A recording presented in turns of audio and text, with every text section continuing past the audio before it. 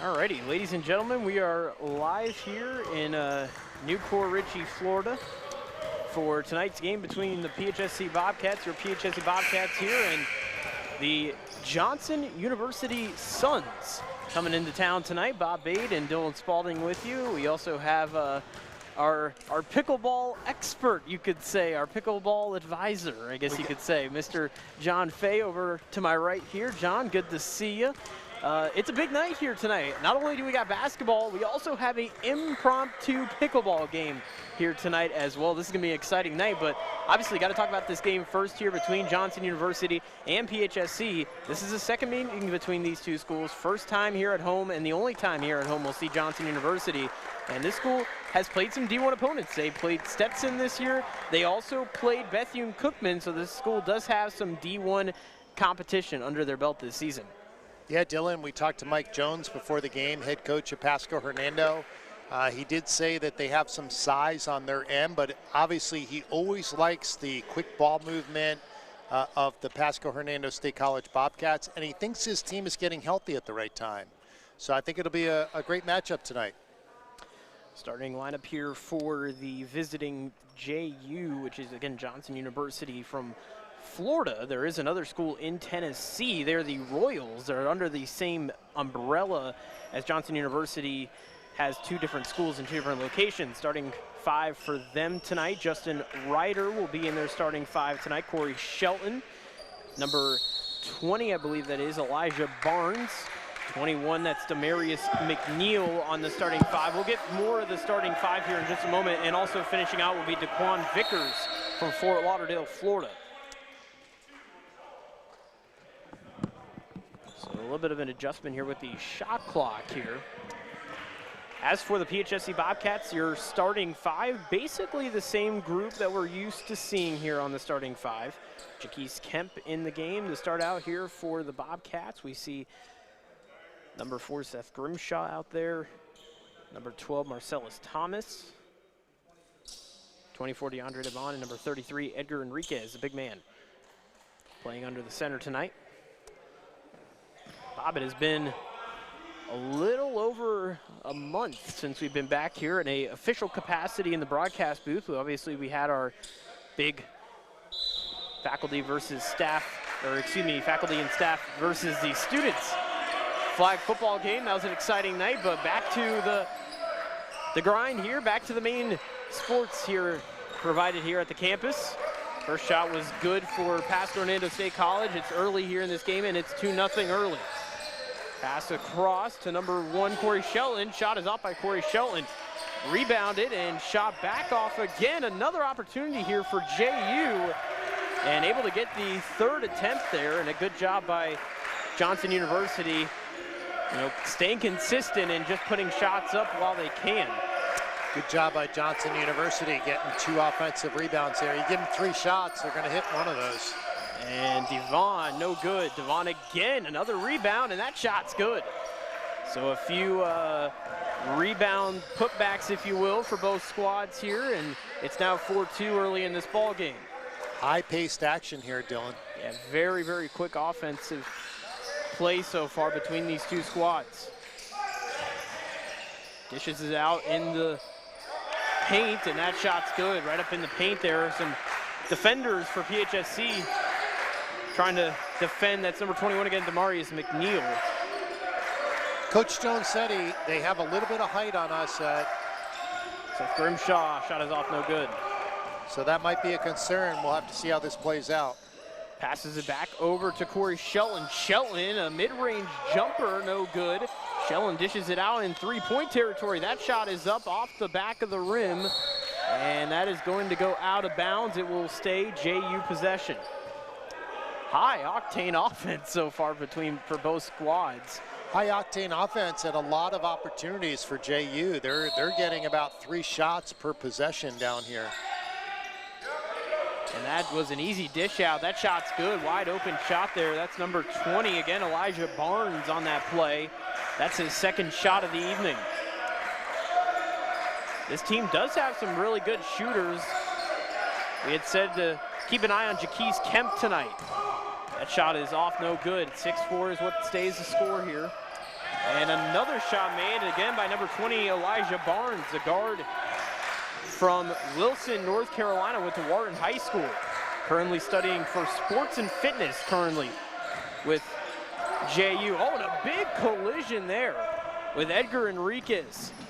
Elijah Barnes again to the rim, and that's another shot made by Elijah Barnes. And if you're PHSC, really haven't seen too much defense here early on. A lot of open shots made by this JU squad. Looks like we got Warren McClymont's going to check in on the next whistle. Yeah, McClymont has had a really good season this year, as is for a lot of these guys. They've been able to step up in certain points of the game.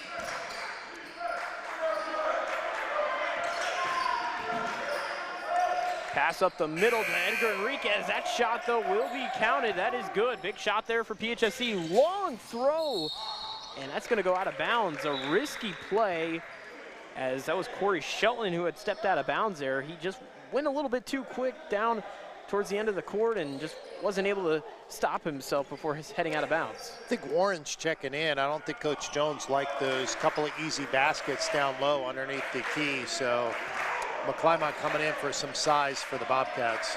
As we had mentioned in previous broadcasts here, PHSC, a little bit of a less amount of guys obviously on the bench, so something again that may have to keep an eye out here throughout the game. That shot is off by Jaquise Kemp. What a shot there by Kemp. A beautiful jumper shot, a nice floater, if you will. So it is now 8-10, down by 2 is the Bobcats here. And we're only in 3 minutes, a little over 3 minutes already played, and it's been a back and forth game up to this point. That's what's great about basketball. It's like non-stop action. Oh yeah. Can't blink, you miss something.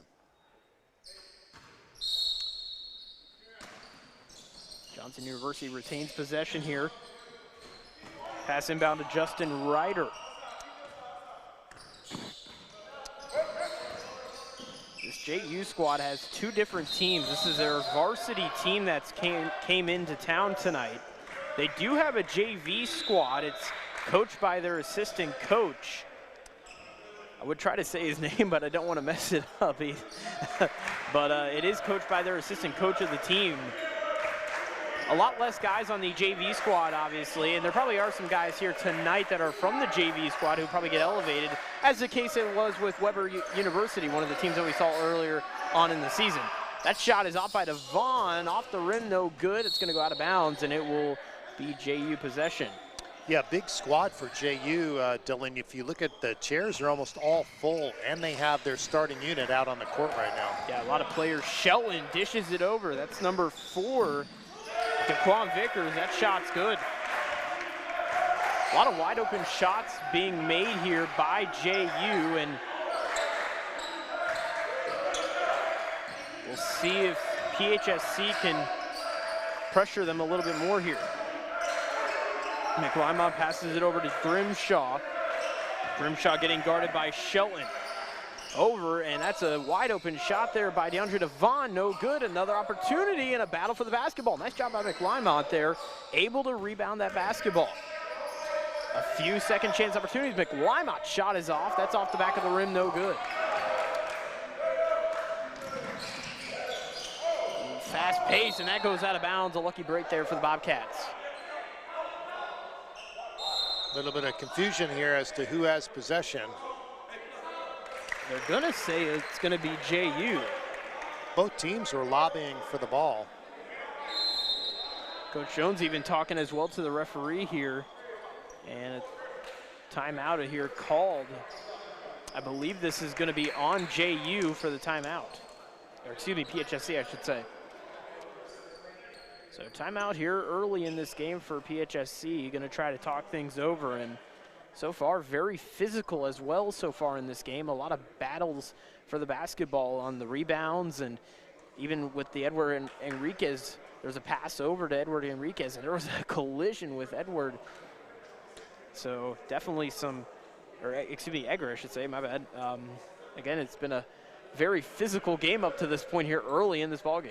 I get the feeling that both coaches are feeling out the other team to see where they might be able to take an advantage. So I think second half will dictate a lot as to what they saw and how they think they can take advantage of that. And again, I mentioned as well with, playing D1 competition, there's a lot you could take away from playing those type of teams. Even though they're not a, Power 5 type of team like a Duke or like a Kansas, you're still playing D1 competition. There's no shying away from that. You're playing good competition. So you definitely can have a lot of take away from that from a, actual play standpoint.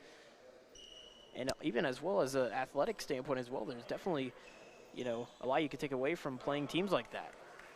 Obviously some good talent on the court for both sides, so this will be an exciting game to watch.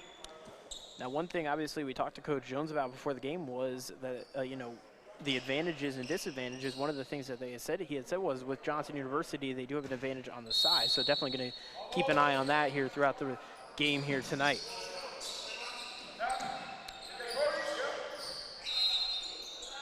And that goes out of bounds. Corey Shellen had the ball there, just went out of bounds, so Bobcats will have possession now on the play. Something interesting I'm noticing here too is, and I'm not sure if it's more for stability or anything else, is Seth Grimshaw does have a kind of knee type brace, if you will.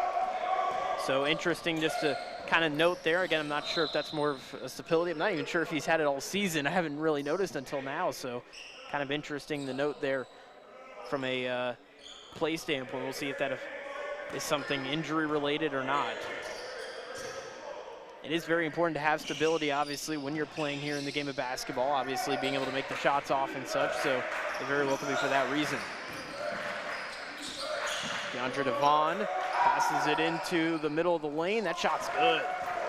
Nice job there that's Jaquise Kemp. Again, one of the guys to watch out for here, according to Coach Jones. Great job there. That's going to be number 12, Marcellus Thomas. He dishes it out to Grimshaw. Grimshaw almost made a heck of a play. It did get blocked, however, so it will be JU possession. Shots off, the second chance effort, third chance effort, that's going to be in. And it's really been these extra opportunities that came costly here for JU. They've taken advantage of kind of a PHSC team that's kind of trying to regroup a little bit after the missed efforts. Yeah, Bobcats closing the gap. I think this is their smallest margin that they're behind right now. Bobcats also have a short bench, Dylan. They only have 3 players on the bench, so we already talked about JU's got a full bench and then some, so I wonder if that'll be a factor with this fast-paced play. Corey Shellen back over to him. That shot is no good. It's going to be rebounded by the Bobcats. So big rebound. This is a big opportunity here. Bobcats could definitely use these points as they could take the at least tie. That will actually take the lead, though. Big shot there. That's number, I believe, 0 on the play, Jaquise Kemp. First lead for the Bobcats tonight. And that's a big thing about, playing basketball and obviously with the sport is once you get into a bit of a rhythm and you start gaining the basketball and, gaining possession a multiple amount of times and scoring, it definitely, the momentum swings in your favor. And that's what's great about the collegiate level is there's so many momentum swings throughout the game. No bigger momentum swings than 2 3-pointers on 2 consecutive possessions. Oh, what a play by McLymont there on that play. Great job getting into the passing lane. And a great play by McLymont. Wow. Talk about a great job there by the Bobcats, just from the steal by McLymont and then the finish at the end. Great composure. I mean, that's got to be one of the better plays we've seen. That's going to go out of bounds. And again, these mistakes adding on now, and this is what the Bobcats need here. Big turn of momentum here for the Bobcats. Yep. Currently with the ball, Marcellus Thomas, over to McLymont, over to Grimshaw. The only move that has been made is McLymont has came into the game. Outside of that is basically the same starting 5. That's going to be called a foul, though. That's an offensive foul on McLymont. I guess the defensive player for JU is already established underneath the basket. That's going to be the second foul of the evening here for the Bobcats. Neither team in really any serious foul trouble early on. The Bobcats, though, do have 2 fouls here with a little over 10 minutes to play here in the half. A little over halfway left to go. Bobcats cannot get into foul trouble. They only have 3 on the bench right now. Almost went out of bounds. That could have been a big break there for the Bobcats. Could have given them the ball back. Trying to drive into the lane. That is going to be good. That's number 12, Matthias Burnett from Hamilton, New Jersey, the 6'7" center. Pass over to Grimshaw. Grimshaw had an opening there, but gonna try to keep it going around. That shot's no good though, and it's gonna stay with JU. Coach Jones did say he wanted to press a little bit, but he's got to be careful of the energy level of his team here. Ball popped up in the air. That's going to go out of bounds. McLymont will hit it off his hand there. So Johnson University, the sons of they are from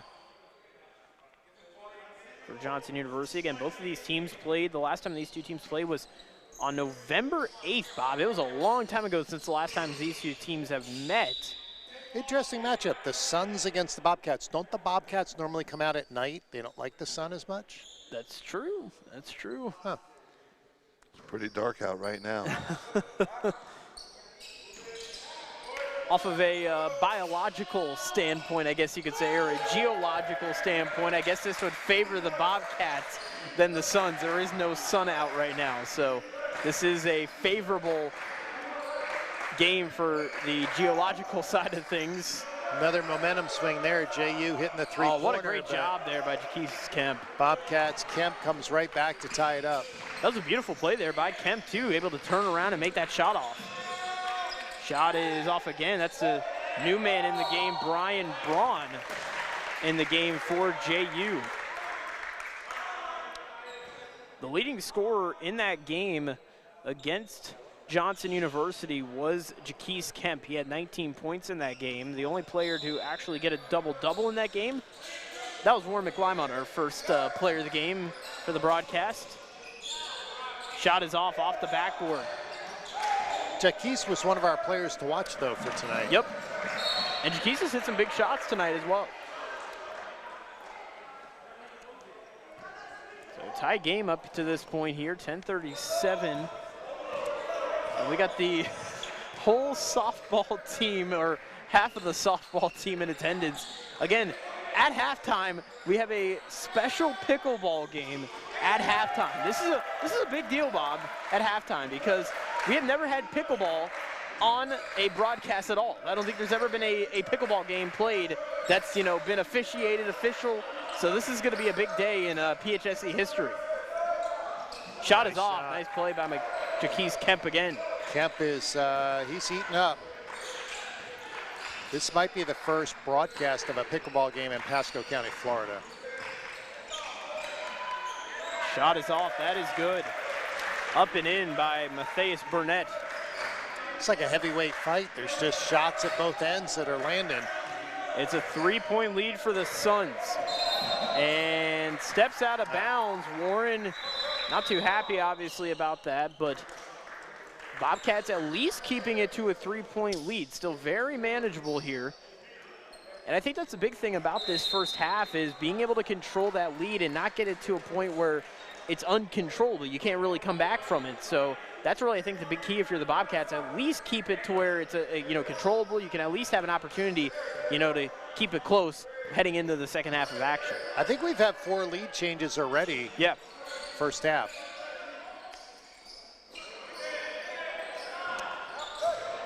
Burnett drives in, he pushes back. That shot is no good, rebounded by the Bobcats. DeAndre Devon trying to keep the defense off of him. On the other side of the court, Devon, the 3-point shot, that's money. Good shot by Devon, and it's tied. 25-25 is your score currently here from Newport Richey. We got a fun one up to this point. Nice job there, nice shot by Daquan Vickers. Vickers on the shot. Vickers from Fort Lauderdale, Florida, went to, I thought it was said Strahan. It's Stranahan High School, currently majoring in business administration over at Johnson University.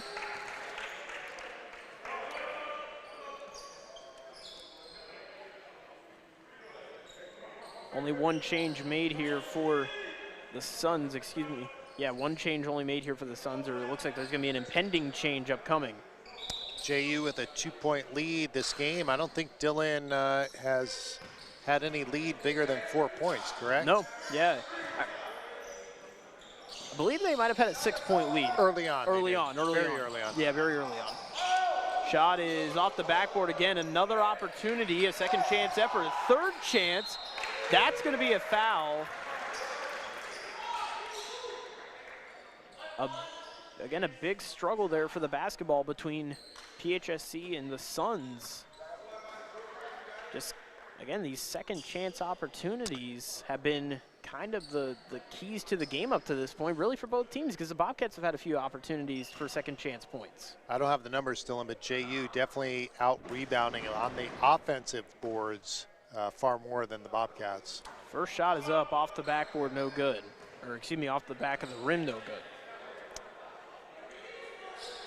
The only stats here for Johnson University that I was able to pull up was off ESPN when they played their D1 opponent. So these might not be the best of stats to go off of, but we'll try our best to kind of use them and in touch with this game at least.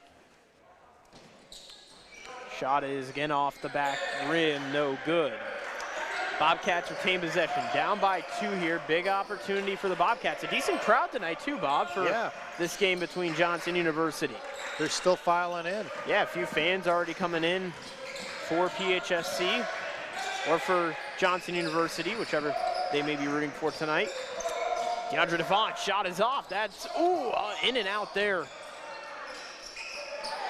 Trying to find an open man. Kemp from the corner, no good. Elliot Roos had the ball. That's going to be a foul. I think that's a loose ball foul. Bobcats will keep it. Yeah. So that'll be an inbound pass upcoming here. DeAndre Devon will pass it in. That's a big break there for the Bobcats because they're able to keep possession of the basketball. Keith Kemp dishes it over to Jacob Zio. Zio, shot is in, that's good, and it's tied. You can see JU starting to play the perimeter a little bit more after the Bobcats hit some three-pointers.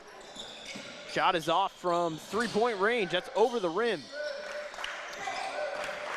Bobcats, big opportunity to take another lead here. Devon tries to get around, runs into the paint, and that's good. It's now a 2-point lead here for PHSC. Big opportunity here. Again, they do have 4 fouls, though. That is one thing to keep in mind. You do not want to get into any foul troubles. Impending 7 minutes left into this game. There's still a lot of time left here in the first half. It's a big three-pointer for JU there. Devon dishes it out to Zio. Zio again. Zio not able to connect there on that shot.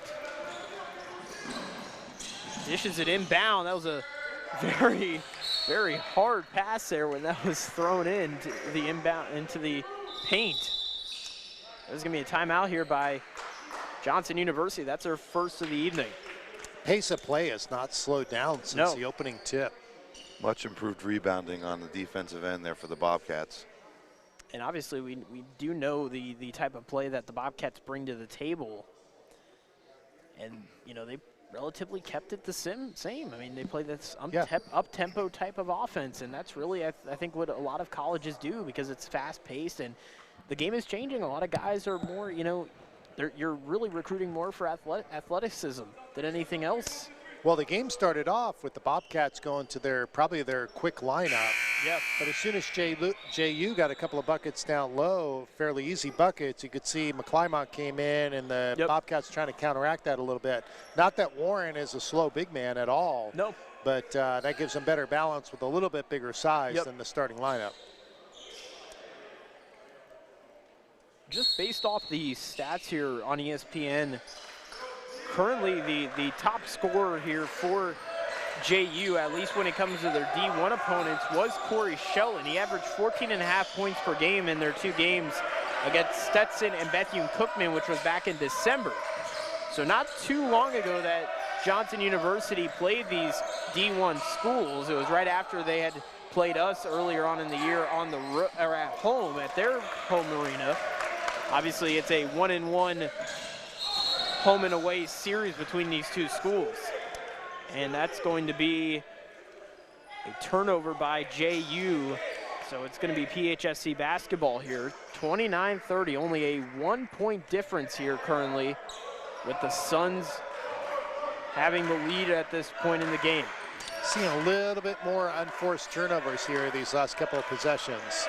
And you can tell the Bobcats, too, slowing the pace a little down, too. And I think that's going to be one thing that's going to be interesting is who's going to capitalize on this slower pace. That shot was up by Enriquez, but the second chance effort was good by Jaquise Kemp. Enriquez did take a hard shot there. He's been hit around a few times here in this game.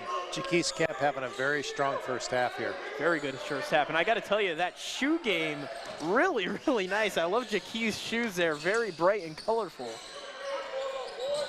I'm trying to think of what it reminds me of. It almost looks like almost like a Fruit Skittles. Loop. Yeah, Skittles or like a Fruit Loops or something like that. They're really cool. Gotta call those the Skittle shoes. Yeah, there you go.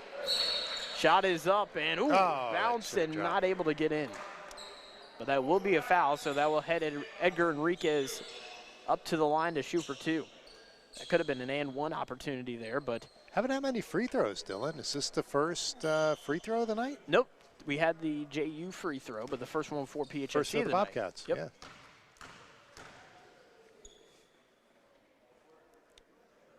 First shot is up, that's good. Bobcats shooting better from the free throw line since the beginning of the year. That was also the second foul as well. That was for number 15. I hope I said his name right. Hebrew Amy? I hope I said his name right.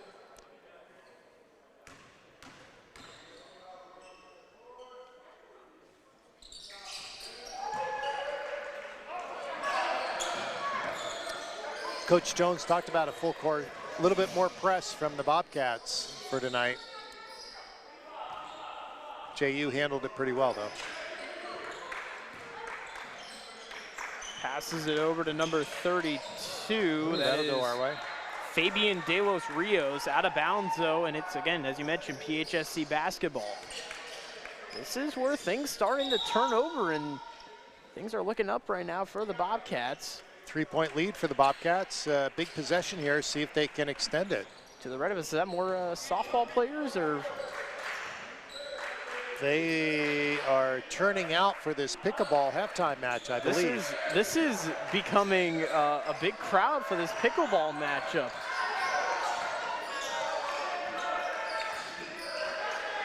DeAndre Devon, shot is off. Ooh, off the back of the rim, no good. And a battle for the basketball. Enriquez able to hold on to it. That's incredible. What a job by Edgar Enriquez. The big man able to keep onto that basketball and giving the Bobcats points. I mean, that's just a will to compete right there by Enriquez. I got to give him credit. That was a great job there by able to keep control of that basketball while on the floor, nonetheless. That's one of those plays. Who wants it more? Yeah. Warren McLymont over to Seth Grimshaw. Grimshaw over to McLymont. Grimshaw has it over to Devon. Devon wide open for three. That's good.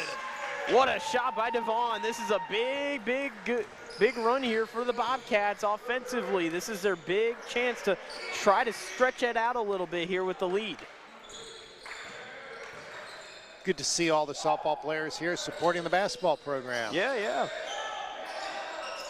They're all in almost like a little section, the softball section we could call it. They hang out together. 14 over to Ford. Grimshaw over to Devon. From 14-4 to 24. And number 24, DeAndre Devon, shot is off though. Corey Shelton, that's over to number 0, Justin Ryder. Shot is up, that's good. Elijah Burns with the shot made. So it's now 38-34, 3:20 to play. And the Bobcats, again, currently holding a 4-point lead over JU. It's been high-paced here up to this point. Bobcats tried to slow it down a little bit, but, again, more high-paced action here again. And that pass was almost deflected, didn't really go in Warren's favor. Shot is up, and another layup here, and now things are getting interesting as it's, again, a 2-point lead for PHSC. As things are tightening up here in the later stages of the first half. Shot is off by Thomas. That's off the mark, and it's going to be rebounded by JU. The Suns have the basketball. Corey Shelton dishes it out. That's going to be up and good by number 4, Daquan Vickers. And we're back to a tied game, and just like that, momentum swinging again. Back and forth action here up to this point. Neither team has really had an advantage up to this point. I guess you could say the Suns had the early advantage, but then it's kind of closed the gap. That shot's good. Back to a 2-point lead for the Bobcats. Dylan, we've got a record-breaking broadcast watching the game tonight, too. How many people we have, Bob? We had 54 a minute ago. Wow. It's incredible. We got a lot of fans tuning in, and we got a lot of fans here, too, live. Yeah, we'll have a lot of fans live. This is a great crowd on hand, a great live stream, and Devon, I believe, stepped out of bounds, or was it timeout? Timeout, Bobcats. Yeah, timeout called. He had pointed towards this way, so I had thought at first it might have been a time, or at least an out-of-bounds call, but ended up being a timeout. And Dylan, I'm going to step off the broadcast, turn it over to John, and get ready for our pickleball demonstration. We got to get ready to go right at halftime. We have a wave going on up in the softball section, or it just had happened. Well, I think they're practicing the wave for the pickleball contest, and it's not a very good wave from what I can see right now. So they're going to need to do a little bit better than that if they're going to rile up the crowd. I'm about to say, it's not the Bucks Stadium. You can't go around. It just goes one row, one section. Yeah, they got to get the other fans involved so they can loop it back.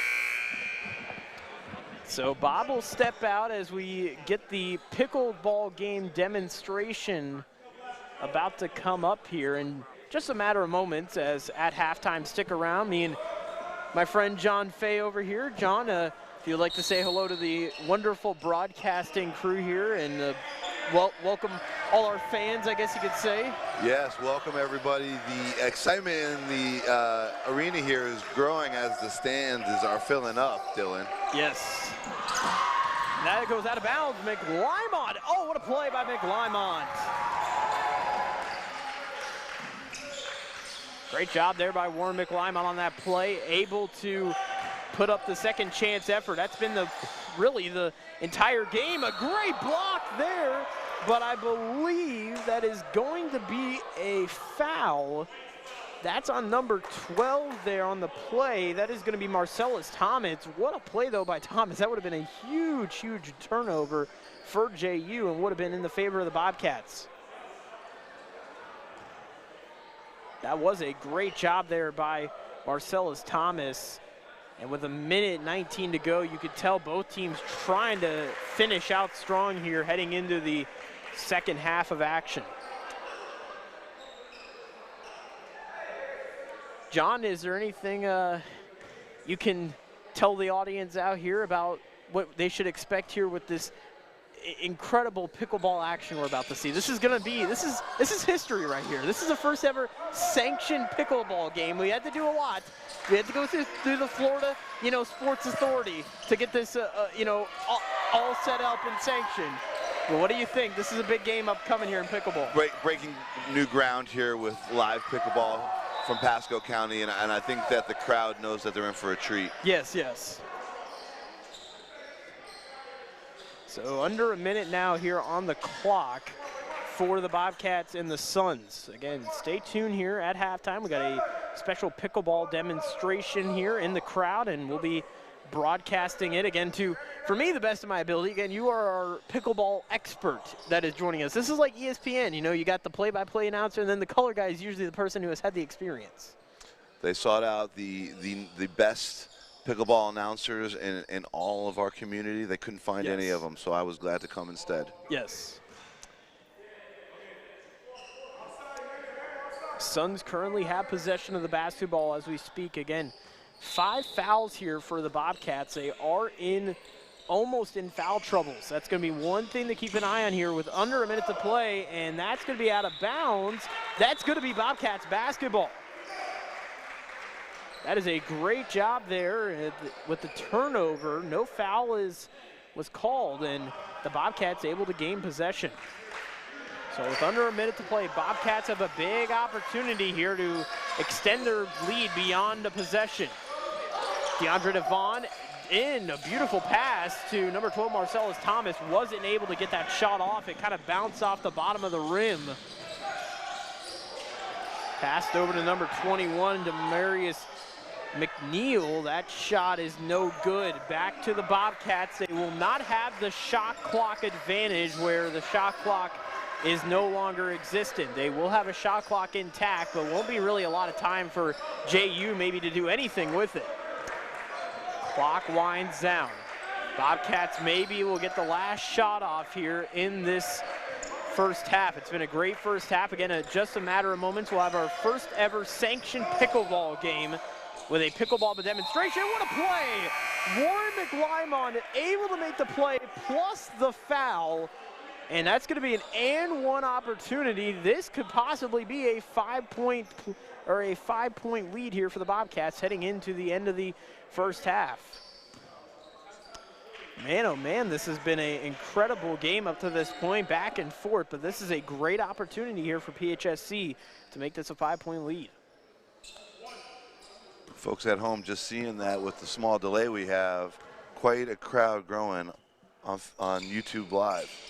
And that will end the half. No shot off there at the end of the half, so that will do it. So it will be a 4-point lead. Here we go, pickleball. The excitement is growing. This is a first here at the campus. We have lobbied before the game. We had talked about we need a pickleball team. That's it on the NJCAA website. I don't know how many other teams in schools have a pickleball team, but we're going to make it happen. We're going to find a way. Now, NJCAA. On the court, we have the Super Dean, Bob Bade, and Mary Good Medicine Manning on the court. But do they know what they're in for as they go up against Taylor and Megan today? Now, I will say, they even though all the people, all the fans, the students, the softball players, and, again, the faculty have home field advantage here, I think the advantage has to go to the softball ladies here tonight because they got the crowd with them. With support like that, it's a huge advantage, Dylan. Yeah, it's a crowd advantage. So we got Bob Bade coming out here for pickleball action. Again, this is going to be a pickleball demonstration. This is again a first here. We have a Leave Love Pickleball chant. Taylor and Megan have brought out the orange pickleballs today.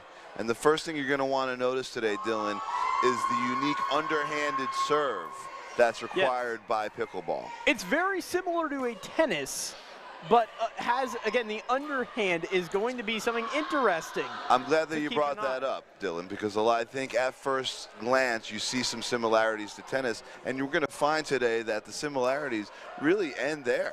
Well, hey, listen, if you are interested in pickleball, there is a class that is offered at PHSC about the history of pickleball. Call your advisor today, get signed up right away. It's a great class. I was actually thinking about taking it as an elective, but I didn't know much about pickleball until now. So this is going to be whether or not I take that class, which I think I will, because I'm very looking forward to this incredible pickleball action. Again, I don't know if are we keeping score here? The early warm-ups here, what's happening is we're really seeing the gap in athleticism here between Dr. Bob Bade, who many... we got Mary Manning coming out here. Mary Good Medicine Manning on the court. Mary has competed against the students in softball, in flag football, and now in pickleball. She's wearing she has a glove on, so she's all ready to go. She's in her pickleball attire, I guess you could say. Oh, man. Mary's going to be the one to watch today. She's setting the tone early in warm-ups.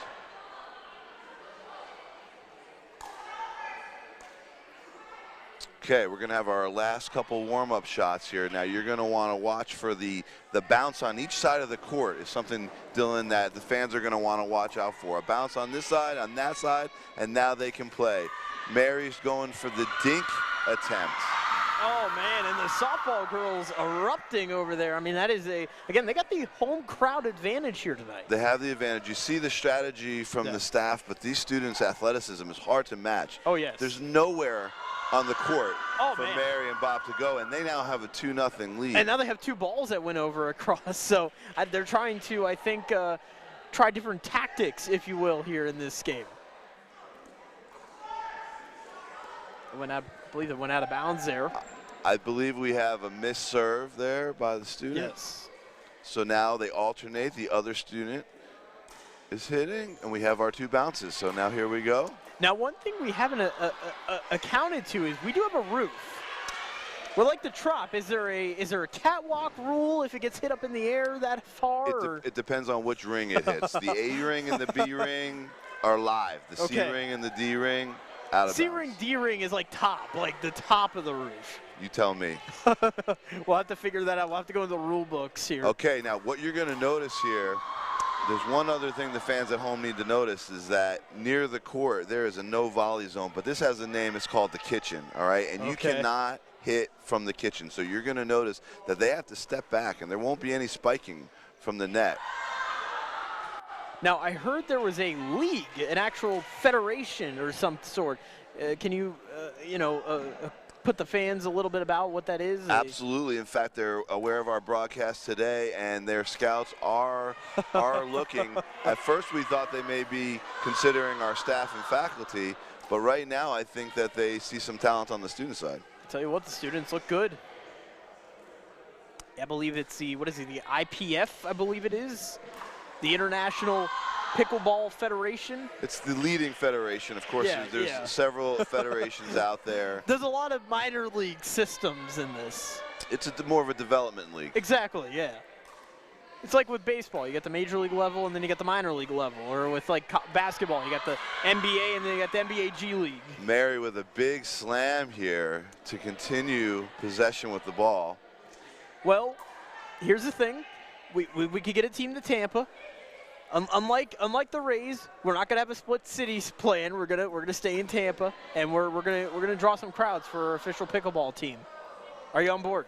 I'm on board. Pickleball is growing in all demographics, and we'll get the mayor on board. We'll have like an entire like pep rally type thing on the riverside. It'll be great. Absolutely, boat parade. We can toss pickleballs back and forth between the boats. Yeah. Yeah, we'll toss, instead of tossing the Lombardi Trophy, we'll toss the pickleball paddles across the boats. Now you're going to see that these pickleball paddles are solid, so they can be composite, but they're no tennis racket. No. Maybe more similar to a large ping pong paddle. Almost like a cricket bat, if you will, but a little bit more smaller and kind of, wider, obviously, and shorter in length. Dylan obviously appreciates the breadth of sports knowledge that our audience has to be able to make that cricket reference. Wonderful. Well, I'm a cricket fan. I do enjoy watching a little bit of cricket on ESPN+. It is available on occasion, so I do enjoy a nice game of cricket. Who would have knew we would have had a cricket plug today? We should do a cricket game. We do have the baseball field. Can we convert it into a cricket court, cricket field? I don't even know how you would call it. I don't know what the proper terminology is. Any cricket fans out there will have to. Let me tell you this, Dylan. In our community, we have one of the premier facilities available. We do. For daytime and nighttime use. Yes. So you're talking about cricket to baseball, softball to kickball, concerts, movie nights, you name it. Our facility is a place to have your premier event, the Withlacoochee Electric Field.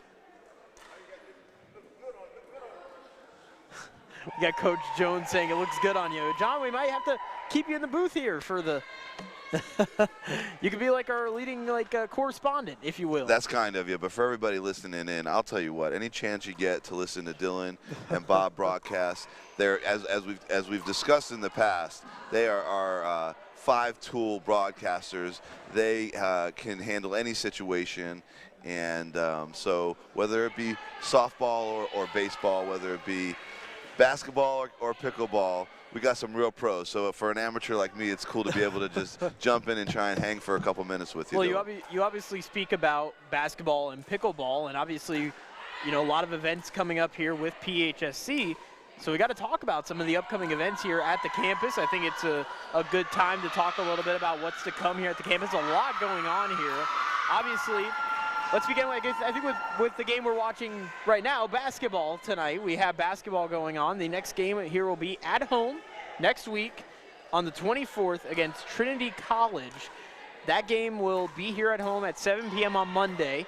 So if you guys are in town, want to check out the team, all games are free.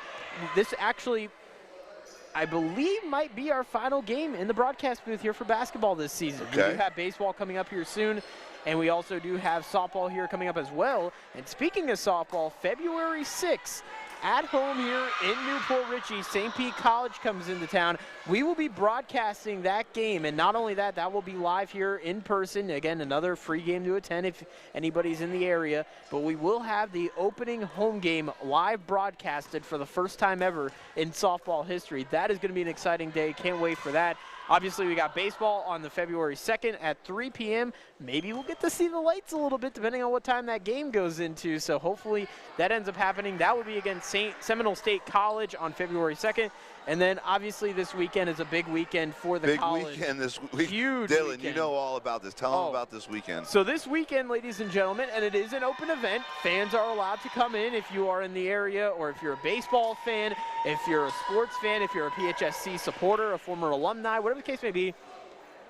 There is a lot going on this weekend for not only the campus and for the program in baseball, but again, just for that field in general. Obviously, I don't know how long you've been here, John, for total with the school and with the campus, but I mean, that field has gone through a lot of changes these last couple of seasons with the new turf and now with the new lights. And finally, we're going to have a big event on Saturday night at 6 p.m. Eastern. It's an hour event. Please come out, support the program. And we're going to have a lighting of the field where the field officially will be lit up. We'll have, again, the field's going to be, brighten up with the new lights, and we're going to have the new turf with all the people on it. It's going to be amazing. There's going to be alumni players. There's going to be alumni coaches. There's also going to be the current players will be there as well.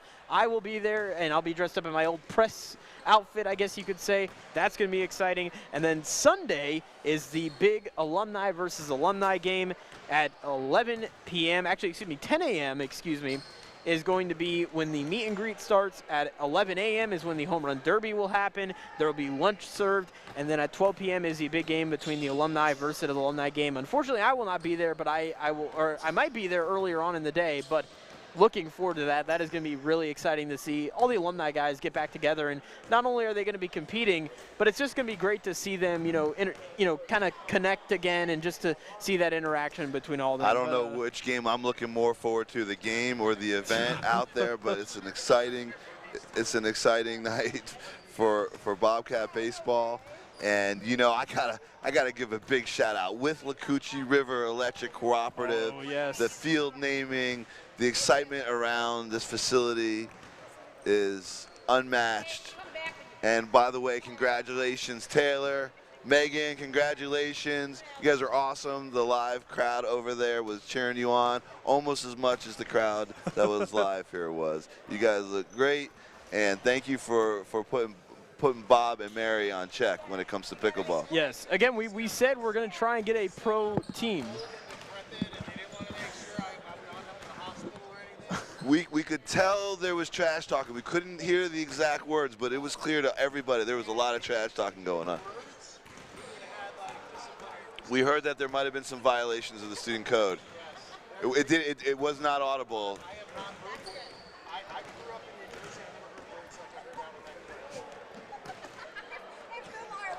From the streets in New Jersey, has never heard trash talking. This is the first ever live broadcast of pickleball in Pasco County, I think, in history. So we have broken new ground today. We're getting a pro team. It's official. Like, we're getting a team in Tampa. It's going to be amazing. There's a future for the sport. At one point, we had over 50 views online.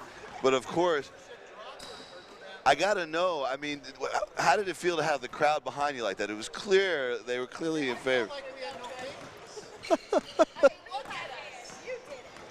Yeah, you guys had the home field advantage. The crowd liked you. The crowd loved them. The crowd thought you were good. The crowd thought they were great. It's just how it was. It's not a negative, it's just a positive. Dr. Bob Bade is literally a legend.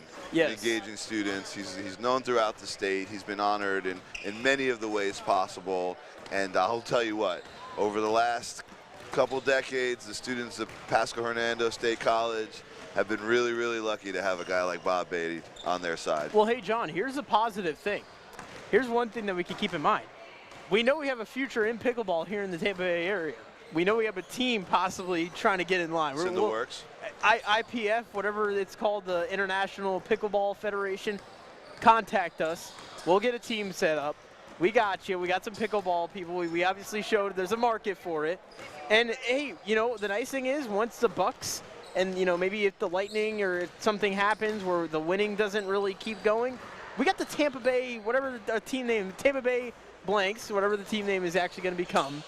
And we'll continue the winning. We'll continue Tampa Bay here in the area. I think we even have some crossover with some of the athletes. I think if Antonio Brown, if Brown decided to come over to pickleball, he would be probably the most dominant pickleball player in the IPF. I don't know. We might have to get Bob's take on that.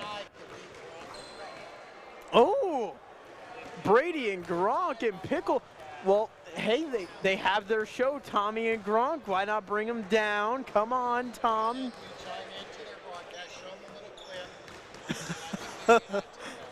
Well, Tom and Rob, Gronk, Brady, you've been challenged. The Bucks versus the Bobcats. Ooh, that sounds good, too. It sounds good. It sounds marketable. We could do it. Tampa Bay Bucks, call us. We'll be in touch. Bring Brady and Gronk down here. We have some room for them, and let's have a game go. I like it.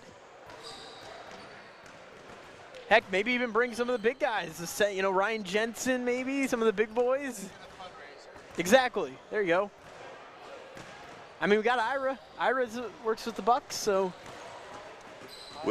make some. We could get with Ira behind them. We're going to have some Hall of Famers in the Pasco Pickleball League. Rondé, he might, you know, we'll see. Anyways, I guess, are about to kick off here in just a matter of moments, and it was an extended halftime. Obviously, we still have a little bit over 4 minutes here until the beginning of the second half of action, so we'll have some time to relax, breathe a little bit. We had some incredible pickleball action. Again, Bob's saying it was breathtaking, he said. It looks breathtaking for the players, Dylan. Yes, it did. It did. And I think the fans were awestruck. I think what they saw. I really did. They said, aw shucks, I think is what they said. Aw shucks. But the true professional Bob. We got to give some Bob's credit. Round of applause. They won't let me play in the flag football anymore, John, or the softball, so I've been relegated to pickleball versus the students. That's because Dr. Williams had to treat so many students after encountering you on the field that we just had to find another role. So, Bob, what was the action like out there? We got to ask. You know, it's pretty intense, but playing with Mary, who really is like a professional pickleball player. She had her glove on. She had everything. She was set. I don't know if you noticed, but I didn't have to cover much of the court at all. Just let her do her thing. Just let Mary do her thing, and I'll tell you, the girls were better than I thought. Yeah. But John will tell you, there's a pretty high level of pickleball, John, when we come out here for our little round robins with Mary. Absolutely. Now, again, we had said, Tampa, we're open to having a team here. You think the pickleball universe needs a team here in Tampa. I don't know what our team name would be, but we'll figure it out someday. How did it play out on camera? Was it? Oh, it looked great. Really? Yeah, it looked good. May have to go back and watch that later and see if I can study my moves and watch see the if film. I can improve my game. Well, hey, these guys, again, as we talked to Coach Jones, he was watching film for tonight's JU game. So got to go back and watch the film and get ready for your next competition here in the pickleball, the sport of pickleball, I guess you could say. But as we get ready here for the second half of action, let's kind of talk a little bit about that first half, Bob. And it was a very, very high octane and very close first half. A lot of back and forth movement, a lot of, both teams jawing for position here in this game. And again, a very physical game as well. We saw a lot of big battles for the basketball here, a lot of collisions, and I think we're going to see a little bit of that more. But I think one thing we'll see as well is probably slowing down the pace a little. You're in the second half, try to work at your pace a little, try to play into your game a little bit, and I think we'll probably see that for both squads here heading into the second half. I'm very interested to see what adjustments the coaches make. There was probably a half a dozen lead changes, but aside from the early on, I think the highest lead for either team was 4 points, and that's what it is right now for the Bobcats. You could see a little bit of strategy early on. The Bobcats went with a little bit of their smaller, quicker lineup. As soon as JU got a couple of baskets down low, Bobcats came in with a little bit of their quicker lineup. But it'll be an interesting second half, Dylan, and both teams have to feel pretty good. I mean, if they hit a couple of shots here or there, they're right back in it. And I really think it'll come down to the last minute. I do believe as well. I think this is going to be a close game. We've seen it already in this game. That's been kind of back and forth. And, I mean, we've obviously seen the Bobcats, you know, kind of stretch their lead a little later into the second half. And, you know, they've had some games where they had an extensive lead. But I think this is going to be one of those games where I think both teams are going to be playing close right to the buzzer. And I think it's going to, as you mentioned, come down to that last minute of action, because that's really, I think, what's going to be the key. And another thing is, too, both teams have been making a lot of second chance points, but more so Johnson University. The Suns have really looked good on their second chance efforts. I think that's going to be one big key as well for this PHSC team, is how can they try to defend those second chance efforts and kind of get regrouped in a quick enough pace in order to be able to, you know, defend those opportunities. And again, want to thank our big crowd. We have 54 or so people logged into YouTube. I don't know what's out there on Facebook, but big crowd. I know that's some JU fans, so I want to thank them for tuning into our broadcast. Obviously, welcome our Bobcat fans. And then we have a very good crowd here live at Newport Richey. Great crowd, great crowd. And obviously a few of them here for the big pickleball game. Obviously, we saw a lot of the softball ladies here. They have since departed, I believe, but they were great, obviously bringing some of the energy here as well. And we've seen a lot of energy again throughout this game so far. So hope for some more here as we head into the second half. But here we go, Bobcats and the Suns, in what officially at this point right now speaking is planned on being our final game here for the basketball season. As we get into the baseball season and transition into the softball season, we'll have more broadcasts coming up with that.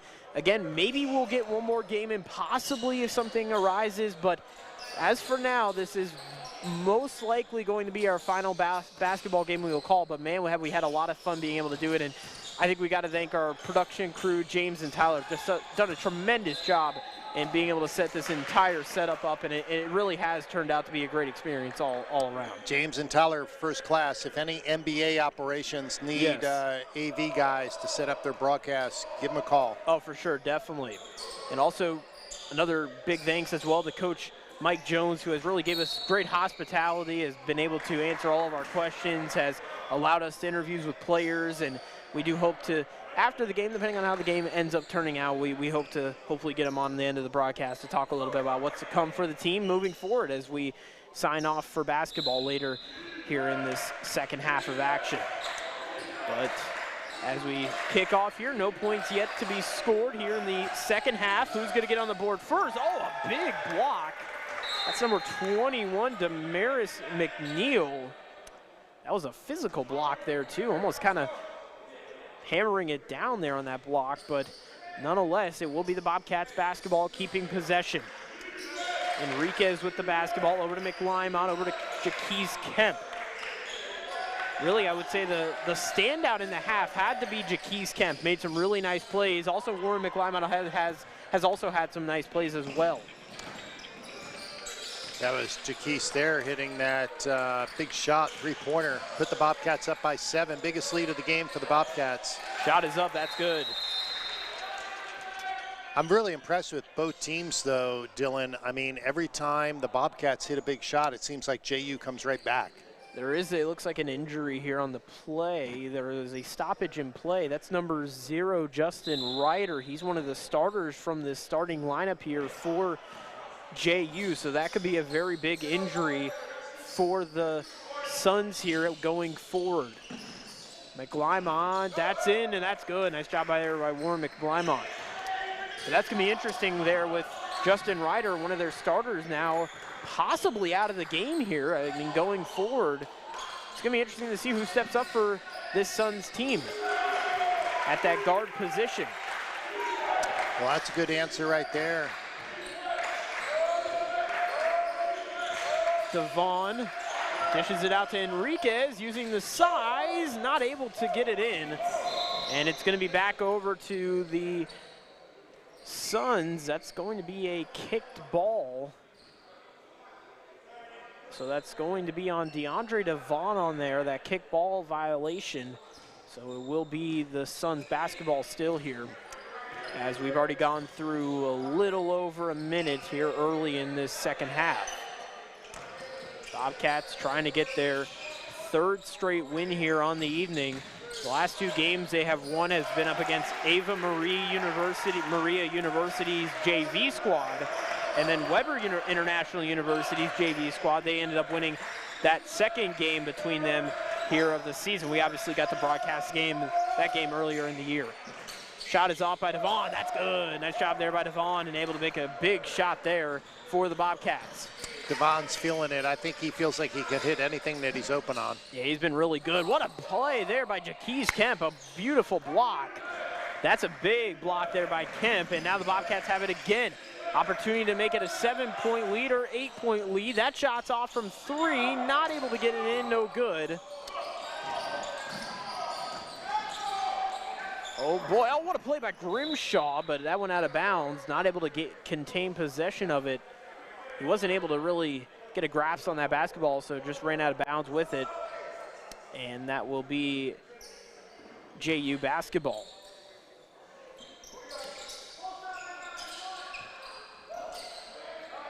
Dylan, you mentioned Coach Jones' hospitality and what he does on the court's pretty amazing, but I gotta say, I know Coach Jones well, and what he does off the court to build leaders, you know, guys that can come in our community and do a lot of things, and building strong men and being that mentor that we need in our community. I want to give a big shout out to Coach Jones. And what it's been great to talk about, Bob, and especially when we talked to him during the pregame time period that we had with him, he had said it's so interesting to see the guys when they won the championship last year. None of them said a peep.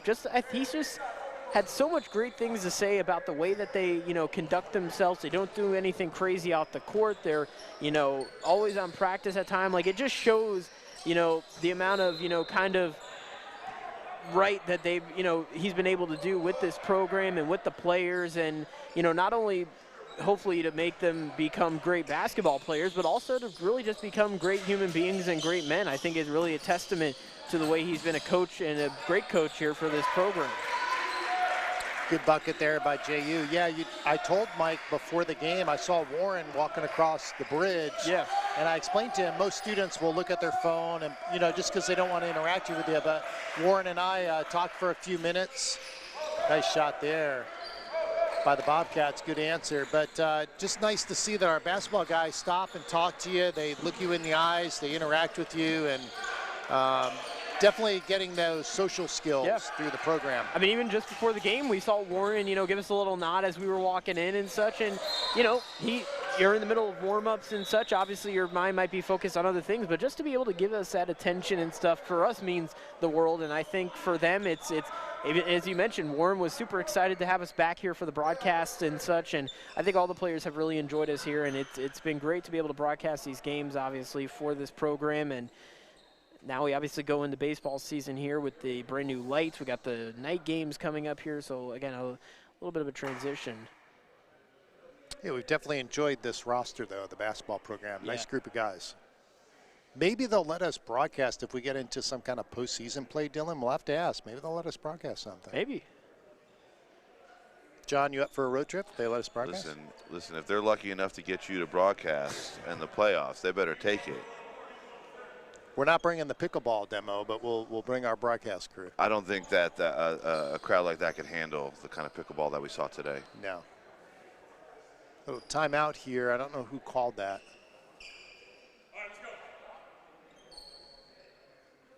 I don't think there was a timeout. No? No, I don't believe so. I don't know what it.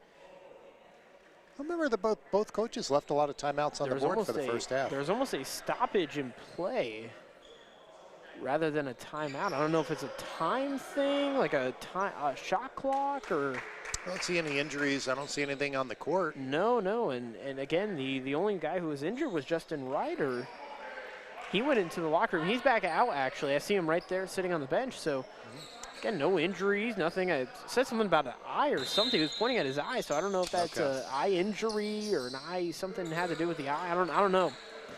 regardless of that, we're back into action here nonetheless. It is a 5-point lead, and that's way over out of bounds.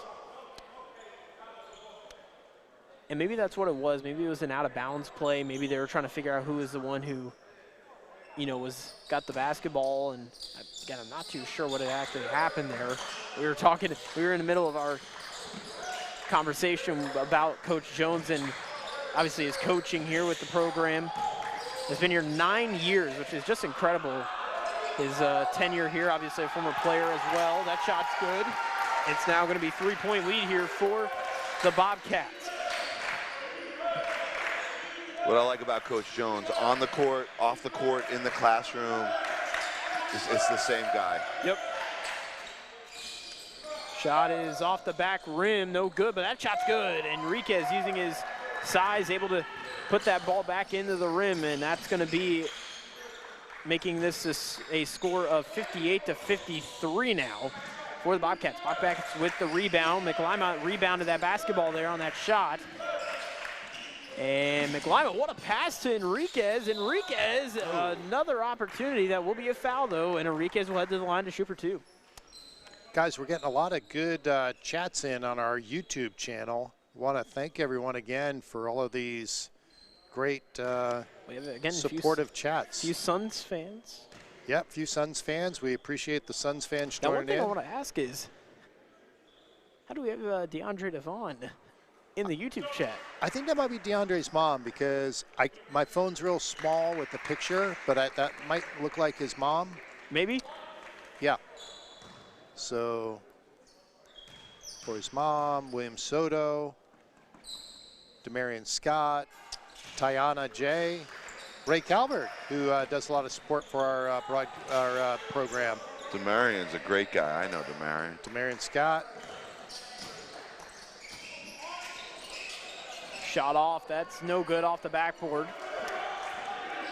Grimshaw now with the basketball for the Bobcats. It's 60-53, 7-point lead here.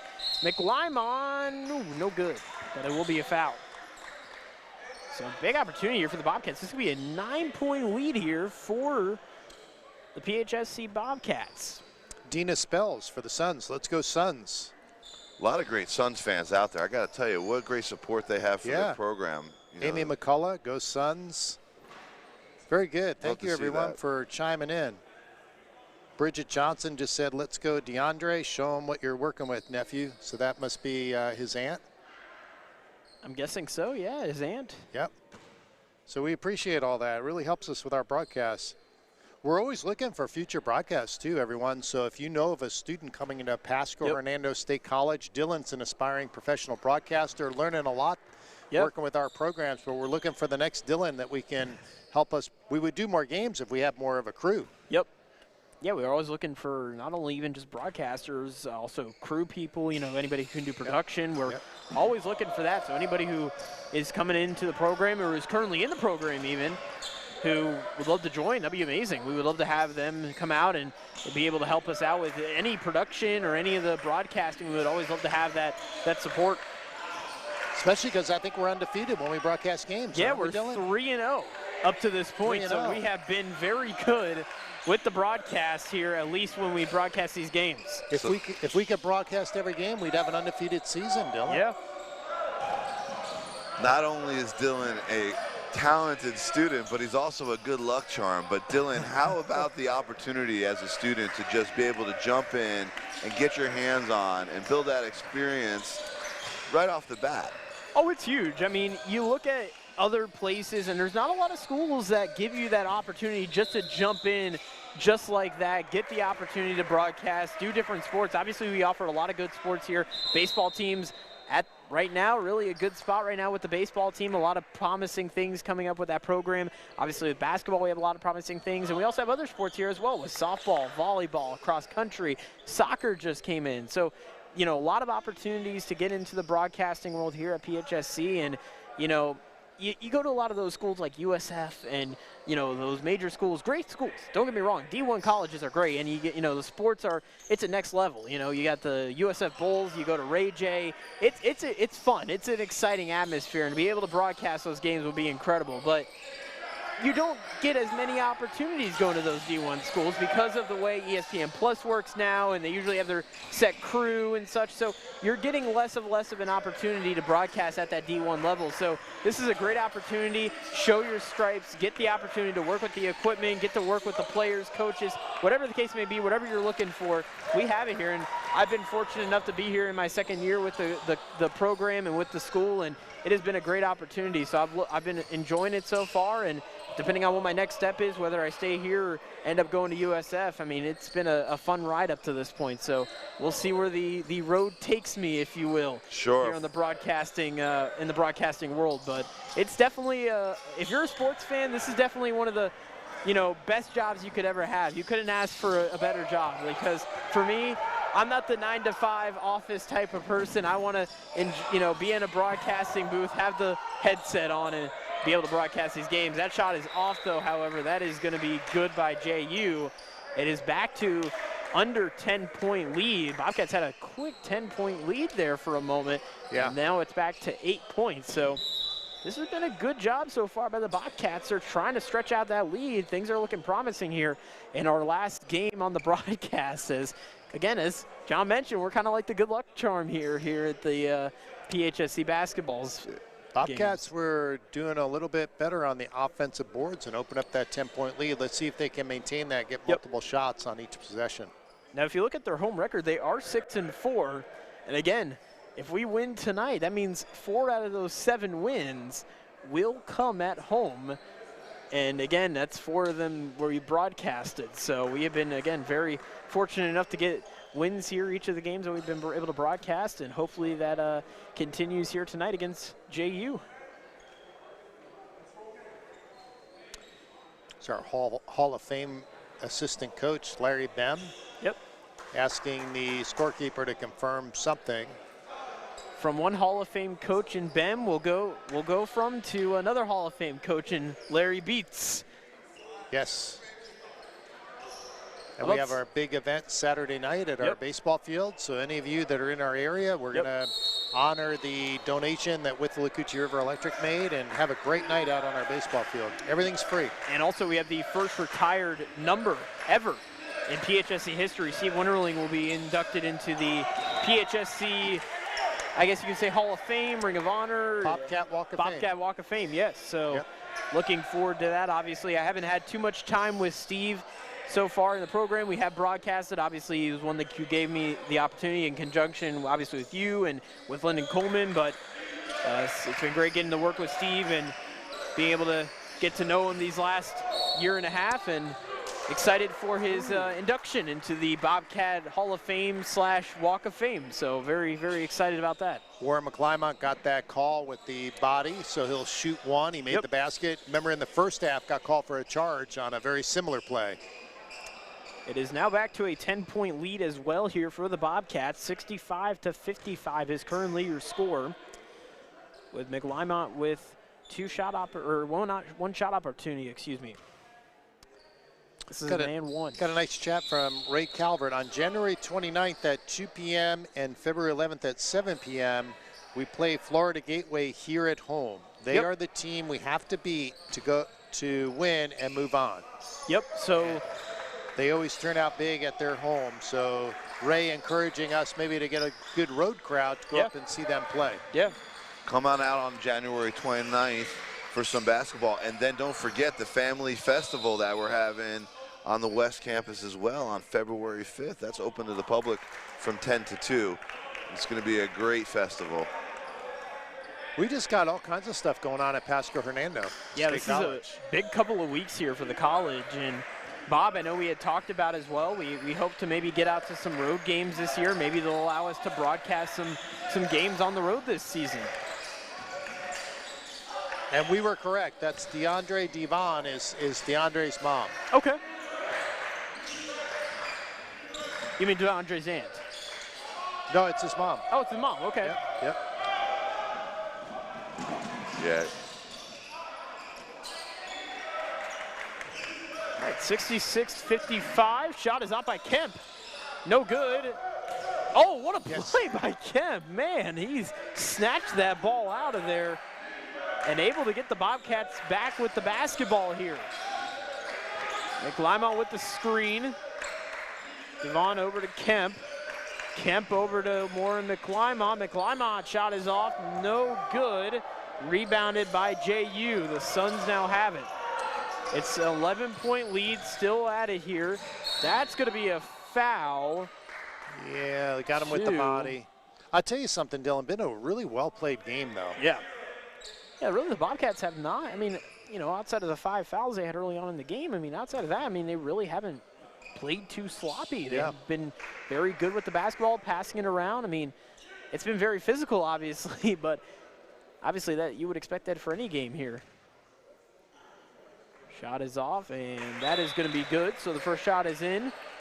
66-56 is now the score with a 10-point lead for the Bobcats. And when I say well played, obviously each team has something they're trying to achieve on each side of the court. And it's they're well coached, I think, both programs. Thomas with the basketball. The current 5 out here is Thomas, McLymont, Kemp, Devon, and Grimshaw, with Roos, Zio, and Edgar Enriquez on the bench. Shot is off, no good. Tip, Devon able to get the ball back. Second chance opportunity, alley-oop, as you said.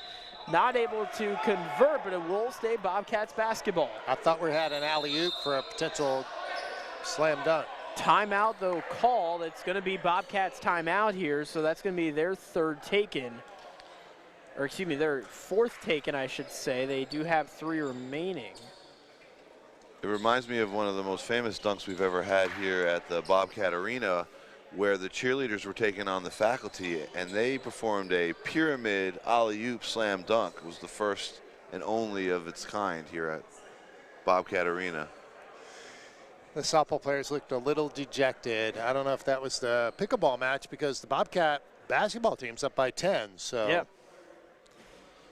Obviously, as I had mentioned in our halftime show, I had said that obviously February 6th is going to be a big day here for the softball program, because that will be our first broadcast we will be carrying for softball. And we do have 2 games that are going to be planned out. Not sure if we'll, again, add an extra game onto that schedule. We will try to play it by ear, as softball schedule is a little bit, you know, different than the baseball schedule, as they end out the season later with some road games. But we do have that February 6th game circled. That is official. We will be broadcasting that game from the softball field. First ever time we will have a softball broadcast being here at the campus. So that's going to be very exciting. I'm very excited. I was the original softball coach at the college years ago. So you have you have some extensive knowledge on the softball program. All right, Bobcats, let's see. We got it down to 10 minutes, 42 seconds. This is where you can make a good run and set yourself up for the final few minutes here. Grimshaw passed it to Devon there. Devon, 3-pointer. Shot is off the rim, no good. JU has possession, and that's an easy play there for the Suns. So back to under 10-point lead here for PHSC. Bobcats trying to get win number 3 in a row, and Devon just throws that towards the back wall.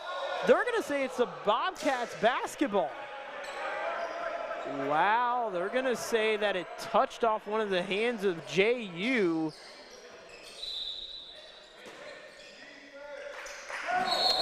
Oh, boy. And that's going to be a turnover. So now JU going to have the basketball. There was a tangle there with the legs. DeAndre Devon obviously not too happy on that call there. Bobcats going to press now on the ball thrown in play here. You could tell there's you almost tell there's a little bit of animosity between these 2 programs almost. Well, it's been a hard-fought game. The intensity's picking up right now. Oh, for sure. I mean, if you're a player, you try not to look at that clock, because you don't want to, be a timekeeper, if you will, but you also do want to look at that clock to wonder, all right, we're getting close towards the end. I mean, and it's only an 8-point lead. I mean, it definitely picks up here towards the end of this game if you're both squads. And more importantly, if you're the Suns, if they're trying to get back into winning this ball game. Bobcats now have possession, passes it to Grimshaw. Grimshaw now has the ball. Grimshaw and Shelton are one-on-one. Enriquez to nice Thomas. ball. Thomas, though, able to keep possession as the Bobcats, and it will be a pass in here for PHSC. Thomas moving really well without the ball. He looped all the way around, and pass was a little bit off the mark, but that was great, great ball movement without having the ball. You could say quick and nimble, if you will, on that play. Yep. Jaquise Kemp here. Shot is up by Kemp. Off the rim, no good. And JU will have possession now. The Suns with the basketball. They're driving down the lane. Pass is over. Almost Enriquez had a block there. Very fast pace. Oh, man. That is a hard hit there. That was number 20 on the play. That is Elijah Burns, who is going up for that shot there, and a big block. Obviously a foul getting called, but man, this has been a physical game here these last few moments. No easy buckets. You go under there, it's going to get contested. Man, that was a really hard hit there on that play. First shot is up. That is good. That's going to be making this a 7-point Bobcats lead here with under 10 to play, as less than a half to go here in this ball game. Second shot is up, and now it's going to be 6 points. So a 2-possession lead is currently what the Bobcats hold right now, as obviously 2 3-pointers could make it a tied ball game. Bobcats beating the press there by JU, getting the ball up court. Yep. And that's going to be a foul. Corey Shellen was holding on to Seth Grimshaw. Kind of tangled up there for a moment and obviously went into the favor of the Bobcats. That will be a pass in. Both teams, though, are in a little bit of foul trouble. Both teams with 4 fouls. Obviously, you get to 6, and you'll be going to the line to shoot for 2. So it's going to be interesting to see how this 9 minutes plays out here. Bobcats had foul troubles in the last half, but it really was towards the end of the actual half, so it really didn't amount to very much of anything, as they had 5 fouls. They did not end up getting to 6 in the first half. That shot's good by Grimshaw. Big play. That's going to be a 3-pointer, and it's now 69-60 now, and now back to a 9-point lead for PHSC. High octane, again, keeping that same speed that we've seen all game. A battle for the basketball, a scrimmage. Edgar Enriquez has the ball. He can't really tell who had it. We didn't really get a good, and I think it'll go to possession. No, we've got a foul on the arm. There's some arguing obviously going on between both squads, and this has been, again, back and forth. Both players are arguing, with the refs, not liking calls. I mean, this has just been all over the place. Not sure. I think Bobcats retain possession here. Referee giving some instructions here. Now they have 6 on the floor, and I'm not even sure what's going on right now. The referee trying to keep in charge everything, trying to basically keep everything in order. So, I mean, this has just been a crazy game here. I mean, talk about a final game of the broadcasting season for us here for basketball. Fast pass down court, shot is up. That's no good, but that shot's good. Second chance effort here for JU. JU doing a good job of crashing the boards. Even when you don't have the ball, something good will happen. Keith Kemp, that will be a foul on, I believe that was number 3 on the play. That's going to be Richardson Noel on the play with the foul. I actually like what the ref did there, Dylan. I don't know what exactly happened, but I think the ref told the one player to talk to the other one and kind of resolve whatever it was, and then it got resolved within a couple seconds, and we were good. Again, you could tell there is tensity between both squads. And again, these teams only played twice. They haven't met each other since November 8th. So really, this game has proven that both sides have a little bit of some animosity to try and, dish out here between both teams. And I guess whoever wins will if PHSC wins, they'll take the series sweep here this season, but if JU ends up prevailing, they will tie up the series for this season. Obviously, only 2 games between these 2 squads will be played. Bobcats getting multiple shots now on each possession down there at the floor, which is a good sign. That foul was, I believe, that was on number 3 again. That's his 3rd foul, or excuse me, 1st foul, I should say, for number 3, Richardson Noel. The Bobcats have really weathered some fast breaks, some 2-on-1s and 3-on-1s from the Suns here. Yep. And that's been really one of the big things is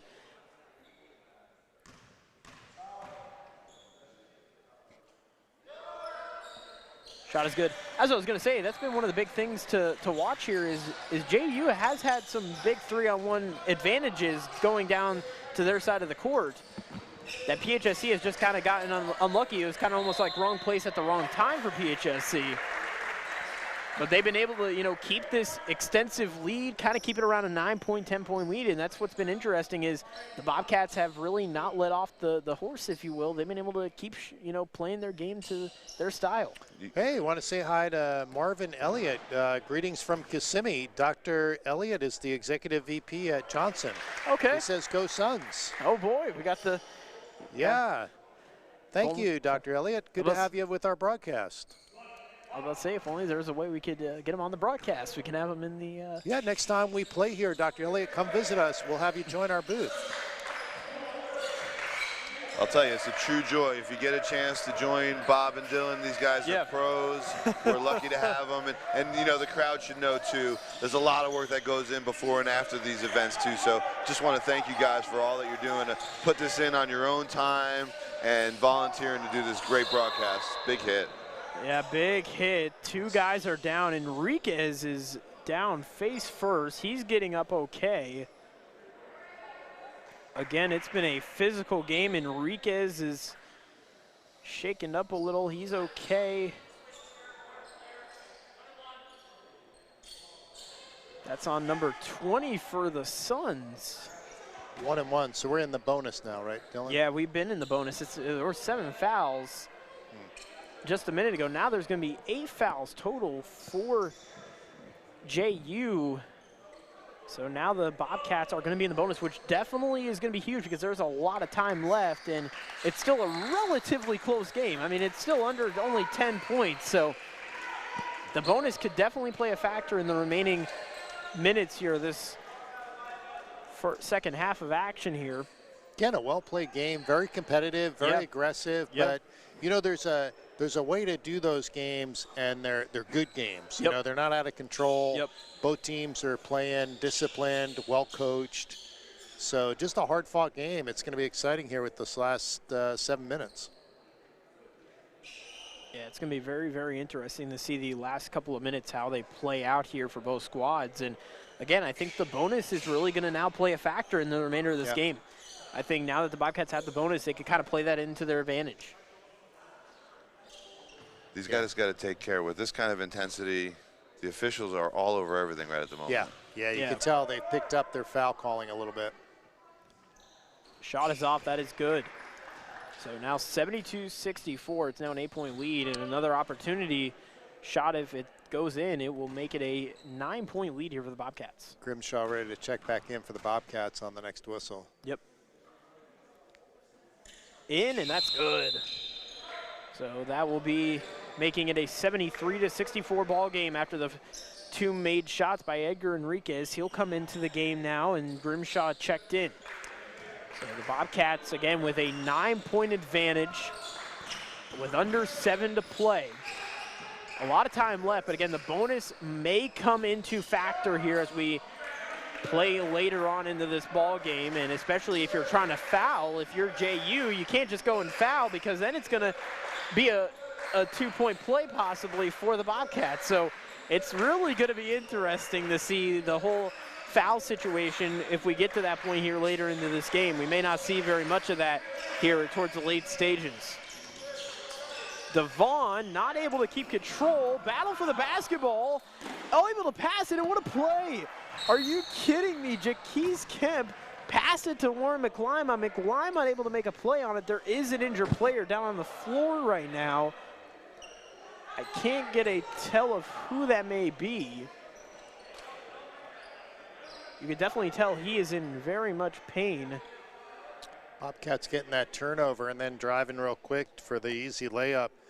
Just got a message in from Ray Calvert that Bobcats are ranked 10th for steals in the Division II NJCAA. That's going to be Caleb Thomas there, the freshman guard from Orlando, Florida, who's currently studying in sport and fitness. He walking off the court limping a little bit. So hopefully he's okay. Looks like he's gonna step out for a moment. So we'll see if he ends up coming back into the game. But again, another injury here for JU. Dylan, want to encourage our fans to stay on the broadcast. We'll have a player of the game join us just for a minute or two, and we're hoping to get Coach Mike Jones, correct? Yeah, Coach Jones, we're hoping to get on the broadcast. Obviously this, as we are expecting, might be our final game here in the broadcast booth for basketball, unless, again, something comes up where we might have some time. We might be able to get one more game in for the season, but as of right now, this is going to be scheduled our final game for basketball season before we get into baseball and softball season, which will be really our big chunk of the remainder of the semester here at PHSC. Again, for anybody who wants to come out here for basketball games going forward, they're all free, they're fun. Obviously, we have pickleball going on here tonight, so I mean, there's a lot that goes on here for these basketball games here at PHSC, and you get to see great competition. I mean, you get to see a game like this where it's been back and forth, high intensity, a lot of drama, a lot of back and forth, a little arguing here and there, but it's been a fun time here up to this point in tonight's game between the Bobcats and the Suns. Two well-matched teams playing hard. Yep. Couldn't ask for anything better. High action, great entertainment.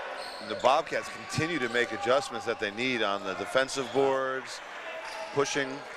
Yep.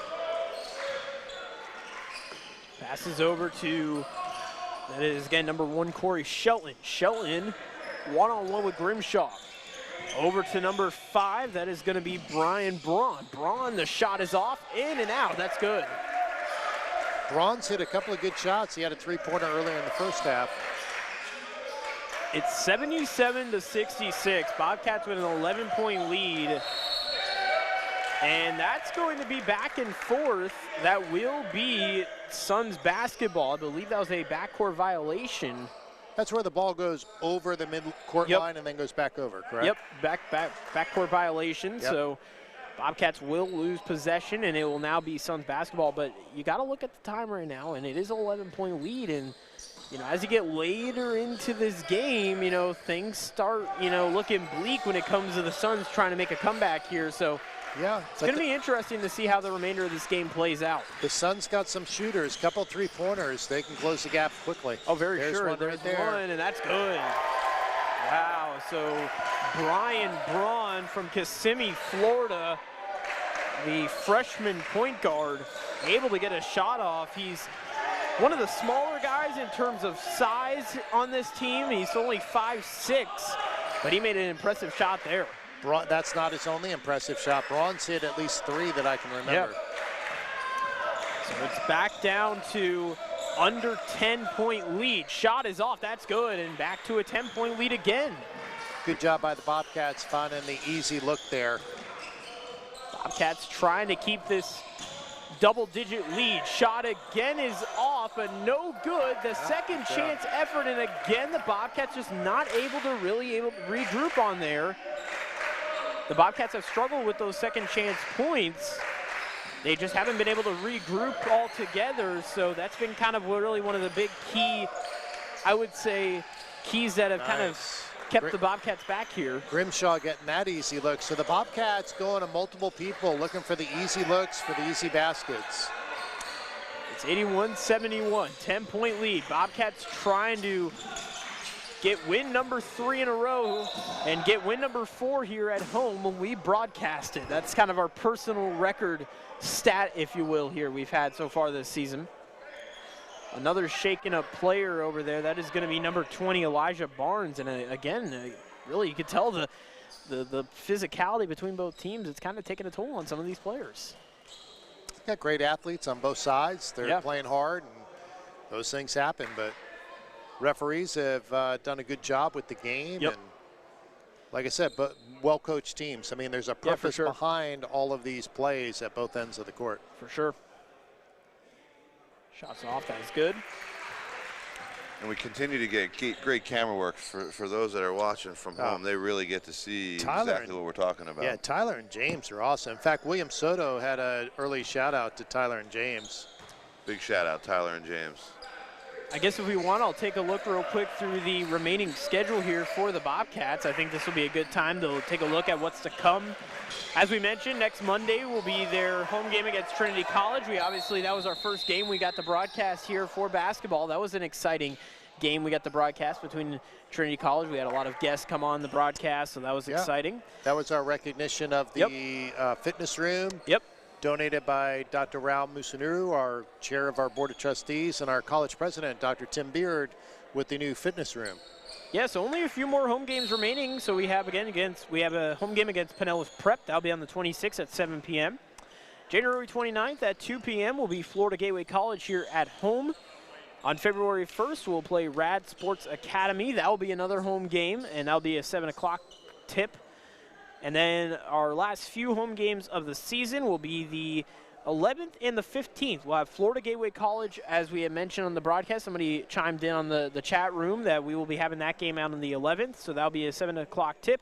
And then the 15th will be our final scheduled home game of the season at 7 p.m. at the versus the Rad Sports Academy at home. So again, that'll be the final home game for anybody who is wanting to come out. So not too many home games that we have left on the schedule, but looking forward to the remaining portion of the schedule here to come for Bobcats basketball. And this is crunch time right now if you're the Bobcats, because you're getting close to March Madness time of year. You know, you start getting into the tournament time of year, and you got the championship, which will be played on the 26th at Florida Gateway. So it's gonna get to a point where you're gonna start seeing the play pick up, and we've already seen it tonight with both squads. Both squads really picking up the pace here at this point in the season, because it's different. You know, when you get to this point in the season, again, as I mentioned, it's crunch time. So we've really seen that so far here in tonight's game.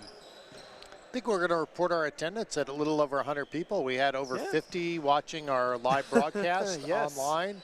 And I would say we probably topped out a little over 50 when we were peaking here at the live gymnasium audience here in Newport Richey. You got to add in as well the softball ladies, who are not here now, but they were here just a little bit ago. Timeout called. They only have 2 left, the Bobcats do. Fortunately, they're in a decent spot right now where they're only down by 8 points, but you still don't want to use timeouts up here at this point in the game. So the Bobcats only have 1 remaining, with the Suns having 4. But we have seen the Bobcats where they've taken a lot of timeouts and they'll be in a really comfortable spot. So it is not surprising to see the Bobcats take some timeouts here or there, but I think with this timeout, it was more of just trying to regroup and try to figure out a strategy here with this inbound pass, because this is a big inbound pass here upcoming for the Bobcats. Yeah, in basketball, you get down to these final 3.5 minutes. Every possession is gold. You can't waste them. Yep. You got to make every one of them count. You got to get a good look at the basket, get a good shot off, and rebounding becomes ultra crucial here. Oh, for sure. If you can get an offensive rebound, you can take another 20 seconds off the clock, get another good shot off. So Bobcats and JUFL, or again, Johnson University, Florida. They do, again, have another campus in Tennessee. It's all under the Johnson umbrella. They are the Johnson University Royals. Here they're the Suns. So, again, 2 different schools, but under the same realm, if you will, the Johnson University realm of campuses that are available to play at. And I'm not sure if they're at the same level or not when it comes to play, but I'd imagine they are, most likely both in the NAIA. It would be interesting to see if they both play each other. Johnson University is Johnson University. Guess it could happen. Maybe a scrimmage. Through the foul.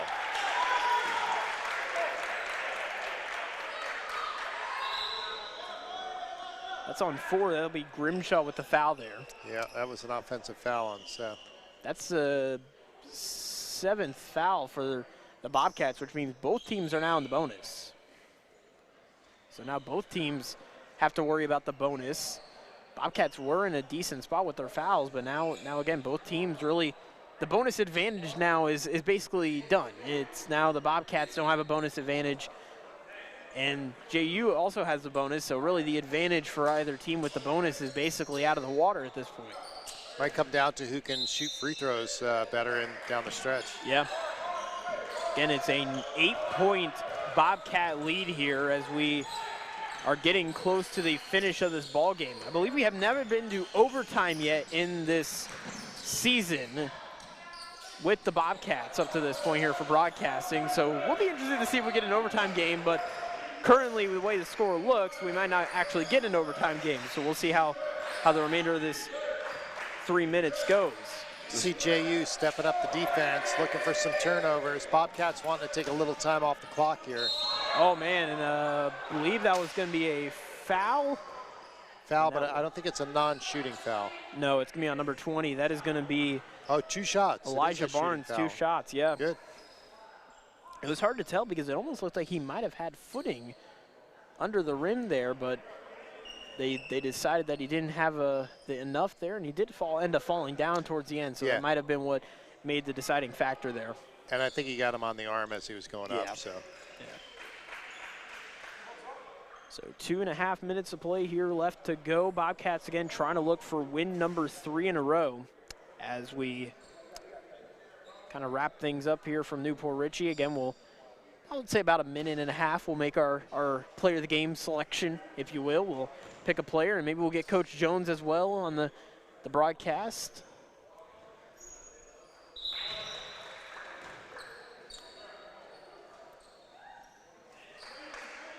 Might have to wait for Coach Jones a little bit later on after the game, but we'll hope to get him on the broadcast to talk about what's to come here for the season. Again, all these games are free. If you're in the town, if you're in the area, definitely come and check us out. We would love to have you out here. I might get out to another game just to be able to watch the team on my own free time, so you might be able to see us. Stop by and say hi if you always would like. We always appreciate that.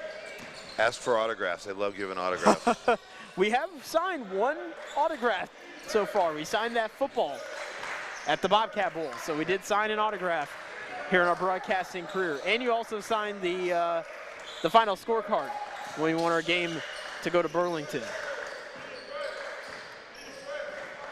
Man, oh man, good times, good times. But shot is up. That will be a foul.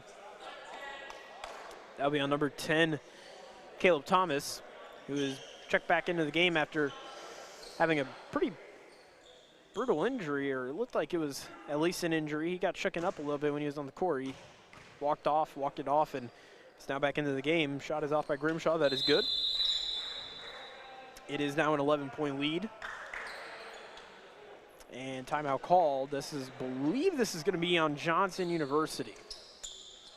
The Suns continue to be able to roll fresh guys off the bench every whistle, and the Bobcats have just done an amazing job with a really, really light bench here of just taking these fresh guys on one after another. That's an interesting take, John, because, I mean, you look at the Bobcats bench, and they don't really have a lot of depth, and you would think that by this point the guys are tired, not really playing up to that full, status. But, I mean, they continue playing at a high level, and I think being able to be, prepared for that type of situation, not playing with a lot of guys on your bench, I think that really is a good kind of stepping stone into the next level where, hey, there is a lot of guys up at that next level, a lot of players in your program. But, if you get low on players and you start playing a lot more minutes, or when you, get into a starting gig, when you get to the D1 or whatever level they end up going to in their next step in their collegiate journey, I mean, you start playing a lot more minutes, you're getting used to that, So I think that's really one of the cool things about playing here at PHSC is you get a lot of minutes and a lot of playing time here playing at this program, and you also get to do it against really good teams like a JU. Great conditioning by the Bobcats, obviously, in preparation. And obviously that's with our beautiful cardio and fitness centers. Obviously I looked in the equipment in the cardio center. I have to tell you what, it is very, very fancy. I tell you, I've never seen a nicer gym like I've seen a lot of nice gyms. That's a really nice cardio center in there that they have been able to put together. As current score 85-73, 12-point lead right now for the Bobcats. And as we finish out here from Newport Richie, I guess we could say our player of the game, Bob. I think it's, you think it's a decent time? What are you guys thinking for player of the game? You got a scratch pad there. I don't know if you want to jot it down and we'll look at it. John can confer with us. Some of the big men have put some hard work in under the basket. For sure.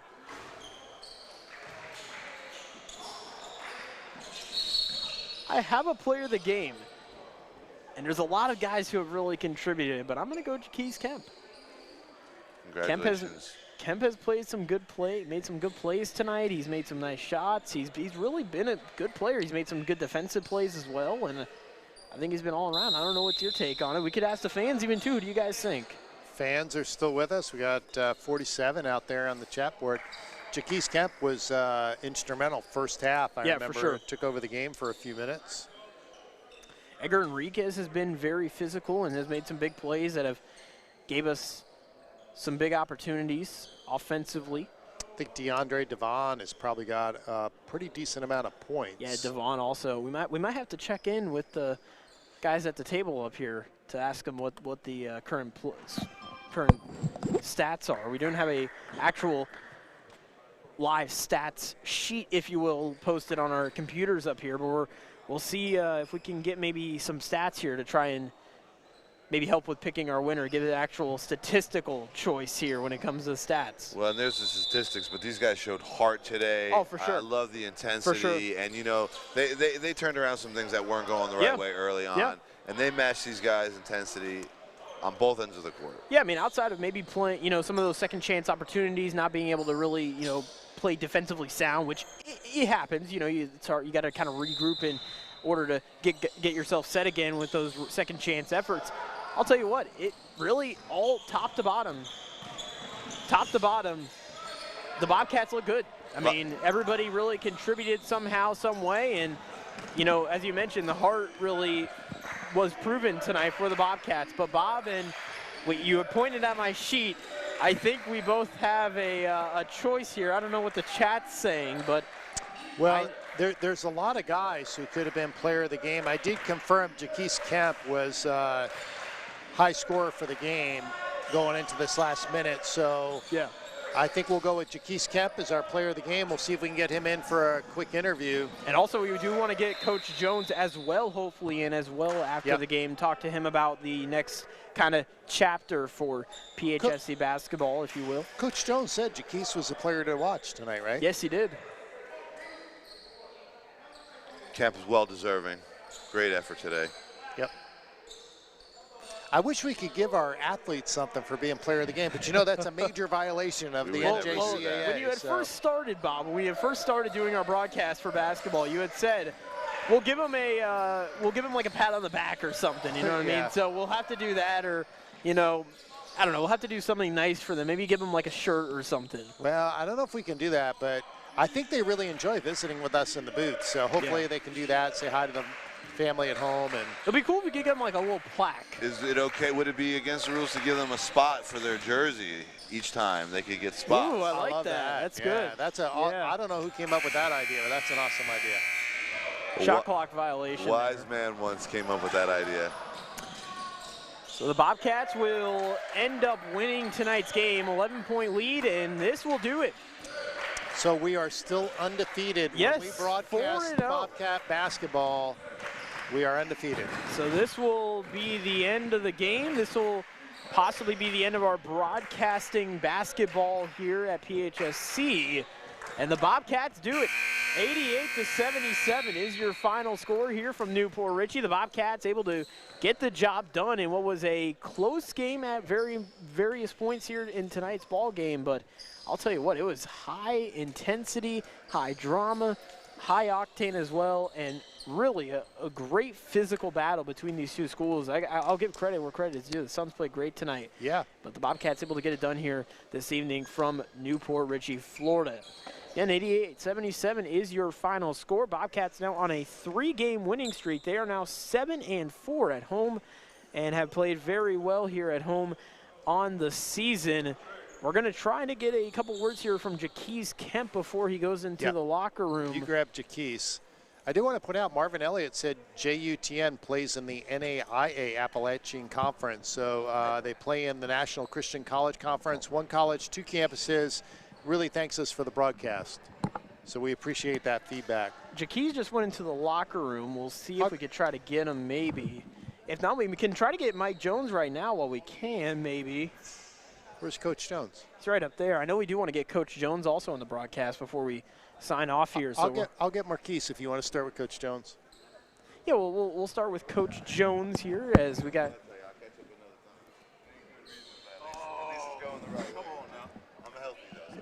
Yeah, it doesn't matter. Want my shit here? Yeah, that's fine. Yeah, whatever you want. Alrighty, so we have Coach Jones jumping onto the broadcast. Coach, great to have you on here for the first time ever. We've never got you on the broadcast here. Very looking forward to getting to talk to you. Obviously a great win. This is a physical game, high intensity. There's a lot of drama between both schools. You know, it felt like there was some animosity between both teams, but I got to tell you what a great finish. What can you take away from this game here tonight? Well, it was a good win. The guys played hard. They're really starting to come together. Like I said, we got a lot of guys back from injuries, so it's really helping us out. We got a little more guys on the bench. Everybody kind of stepped up, pitched in. Coachable game, intense game. Like I said, like you saw, they're evenly matched. If you saw, but they played hard. Yeah. Now I want to talk about obviously this, possibly at least scheduled-wise. This is our last game here for basketball broadcasting, and we've had such a blast, and we do appreciate the hospitality that you've given us here with the broadcasting, and obviously with everybody else, with James and Tyler, have done a great job. For the fans at home, you know, obviously a few more home games left, not too many more games remaining on the schedule, but why should fans come out to these games, you know, support the program? Obviously, we just saw a great game played here tonight. I'm going to get to Jaquez here in just a minute, but just kind of describe, you know, what's to come here for the Bobcats going forward in the remaining schedule. Obviously, this is crunch time for you guys. You got the, you know, tournament here upcoming in about a month and a half, so this is a big point here at the season. Sure. Yeah, like I said, it's great for the fans to come out. Like tonight, it was well attended. And first and foremost, I appreciate you guys doing this. You guys are welcome anytime. You guys are doing a fabulous job. I wish we could have you at every game, but no, it's exciting. I think we try to do everything we can to get out in the community, to get the community to come out and watch us play. We helped out with Special Olympics during the fall. We're trying to get those guys to come and watch us play.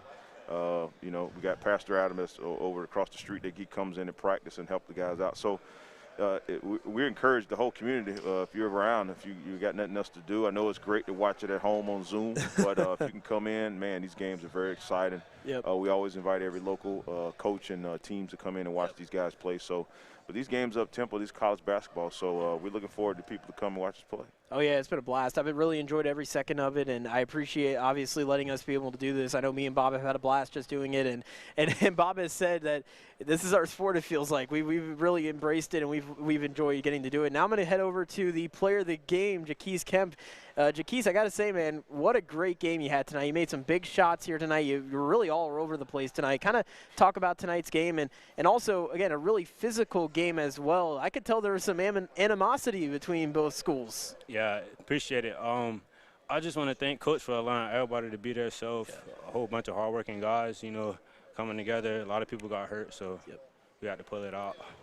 At this point in the season, is it just kind of elevating your game to an entirely different level? Because you get to this point in the season, you're looking, you got the tournaments coming up here soon in February. I mean, does this just kind of, is there an elevation when it comes to the play, not only even out on the court during the games, but even when you head into practice and such? Is there just an elevation when it comes to really the entirety of your game? A lot more intensity in the second part of the season, a lot of tough games, so you got to lock in more.